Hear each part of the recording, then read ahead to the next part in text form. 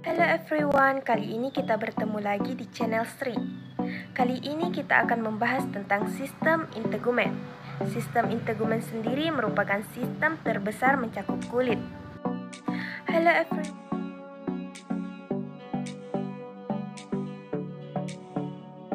Struktur kulit di sini terbagi atas 3 bagian. Yang pertama ada epidermis, selanjutnya ada dermis, dan yang terakhir ada hipodermis. Pertama, kita akan membahas lebih lanjut mengenai struktur kulit terluar yaitu epidermis. Epidermis di sini seringkali disebut dengan keratinoid, dan bagian ini seringkali kita jumpai pada saat kita perawatan kulit, sebab kosmetik dipakai pada area ini. Ketebalan epidermis di sini berbeda-beda. Di sini paling tebal berukuran 1 mm, berada di bagian telapak tangan dan telapak kaki. Kemudian paling tipis berukuran 0,1 mm terdapat pada kelopak mata, pipi, dan perut. Epidermis di sini melekat erat pada dermis karena secara fungsional epidermis memproduksi zat-zat makanan dan cairan dari plasma yang merambat melalui dinding-dinding kapiler dermis ke dalam epidermis.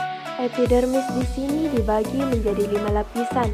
Lapisan pertama ada lapisan tanduk, atau seringkali disebut dengan stratum corneum. Lapisan tanduk di sini merupakan lapisan sel yang telah mati, berfungsi melindungi kulit dari bakteri, iritasi maupun pancaran sinar ultraviolet. Di bawah lapisan tanduk di sini ada lapisan bening, atau seringkali disebut dengan stratum lucidium. Dapat dilihat pada gambar kedua.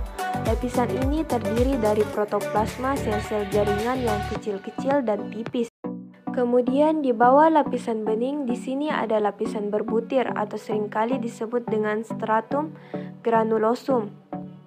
Lapisan berbutir tersusun oleh sel-sel keratinoid, berbentuk kumpalan yang mengandung butir-butir di dalam protoplasmanya. Selanjutnya di bawah lapisan berbutir di sini ada lapisan bertajuk atau seringkali disebut dengan stratum spinosum. Lapisan ini terdiri atas sel-sel yang saling berhubungan dengan perantara jembatan-jembatan protoplasma berbentuk kubus. Setiap sel berisi filamen-filamen kecil yang terdiri dari filamen protein. Kemudian yang terakhir ada lapisan benih atau seringkali disebut dengan stratum germinativum atau stratum basal. Lapisan ini merupakan lapisan terbawah. Lapisan ini merupakan struktur halus yang membatasi antara epidermis dengan dermis. Di dalam kelima lapisan tersebut bertambah banyak melalui mitosis, dan kelima sel ini bergerak ke lapisan-lapisan teratas sehingga dapat menjadi sel tanduk. Selanjutnya kita masuk ke struktur kulit bagian dalam yaitu dermis, atau biasa disebut dengan kulit jangat. Merupakan bagian kulit yang banyak mengandung kelenjar keringat, kandung rambut, kelenjar minyak, pembuluh darah, dan ketebalan rata-rata kulit jangat antara 1-2 mm. Yang paling tipis terletak di kelopak mata dan yang paling tebal terdapat di telapak kaki dan telapak tangan. Di sini, kulit jangat seringkali disebut sebagai kulit sebenarnya karena 95% kulit jangat membentuk ketebalan kulit. Di dermis ini juga menjadi tempat ujung-ujung saraf peraba. Keberadaan ujung-ujung saraf peraba dalam kulit jangat memudahkan membedakan rangsangan dari luar. Masing-masing saraf peraba memiliki fungsinya masing-masing. Misalnya, saraf untuk mendeteksi rasa sakit, sentuhan, tekanan, panas, dan dingin. Di sini juga terdapat otot penegak rambut yang menempel di kandung rambut. Jadi jika kita menjadi sangat takut atau sangat tegang, maka otot penegak rambut di sini akan mengerut dan menjadikan bulu kudut berdiri. Kemudian di sini juga ada kelenjar palit yang menempel di kandung rambut yang bertugas memproduksi minyak untuk melumasi permukaan kulit dan batang rambut. Dan di sini juga ada kelenjar keringat. Di sini menghasilkan cairan keringat yang dikeluarkan ke permukaan kulit melalui pori-pori.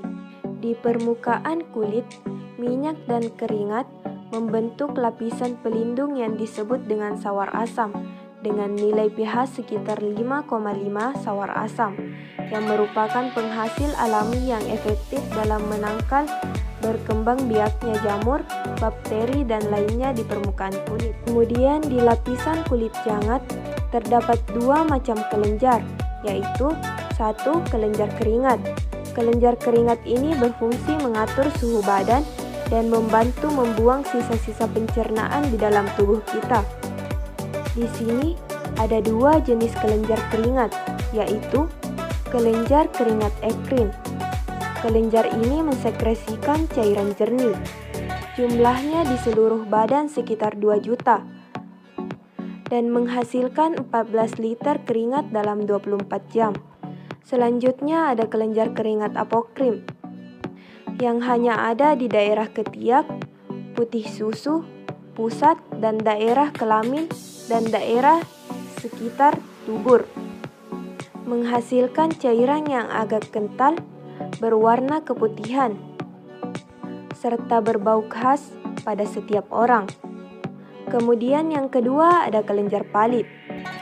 Pada kulit kepala, kelenjar palit menghasilkan minyak yang melumasi rambut dan kulit kepala. Pada kebotakan orang dewasa ditemukan bahwa kelenjar palit membesar, sedangkan folikula rambut mengecil.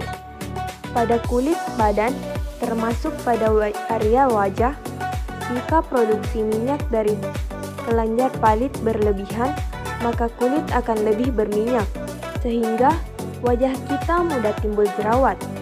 Selanjutnya, kita beralih ke struktur bagian terdalam kulit, yang di dalamnya terdapat pembuluh darah dan limfe, yang berfungsi menyimpan cadangan energi, dan juga untuk menjadi bantalan untuk melindungi otot, tulang, dan organ penting di dalam tubuh kita. Ketebalan dan kedalaman jaringan lemak bervariasi sepanjang kontur tubuh. Paling tebal di sini ada di daerah pantat dan paling tipis terdapat di kelopak mata. Mungkin sekian materi kali ini. Jangan lupa like, komen, apa-apa saja kekurangan dan yang harus diperbaiki dalam video kali ini. Karena saya baru pemula dan jangan